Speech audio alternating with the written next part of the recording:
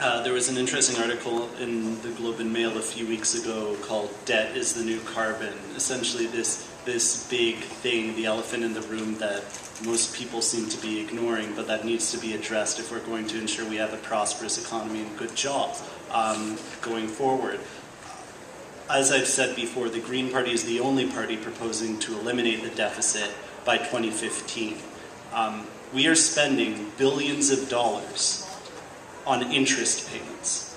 This is taxpayer money that comes from your pockets that is going to pay other governments and institutions because we didn't have enough money to spend on our social programs. Now, in addition to deficit reduction, I think it's important to note that we need to end fiscal policy driven by ideology, and this applies to both the left and the right.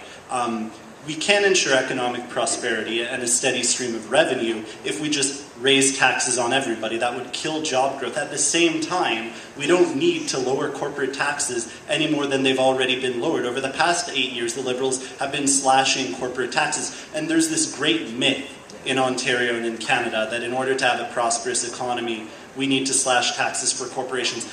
In Ontario, we have the lowest corporate tax rates in virtually the Western world. Britain has higher corporate tax rates. France and Germany have higher corporate tax rates. Virtually every other province in Canada has higher corporate tax rates. The United States, the bastion of free market capitalism, you look there, they have higher corporate tax rates than here in Canada. The gap between the rich and the poor is growing. Why is it that our government sees fit to put the tax burden on ordinary families' income rather than multinational corporations? So I think one thing we need to do is put a stop to these ideologically motivated corporate tax cuts. If we do that, we can afford to lower income taxes on ordinary people. We also need to account for the biggest externality of all, which is carbon. We need to put a price on pollution. We need to tax waste, tax bad things that we don't want to encourage, and lessen the tax burden on job growth and other things we do want to encourage. I think that's the role of government here. All economists are on board virtually across the political spectrum. We need a carbon tax in place. Put that in place, lower income, and put a halt to ideologically motivated corporate tax cuts. Thank you. Wendy?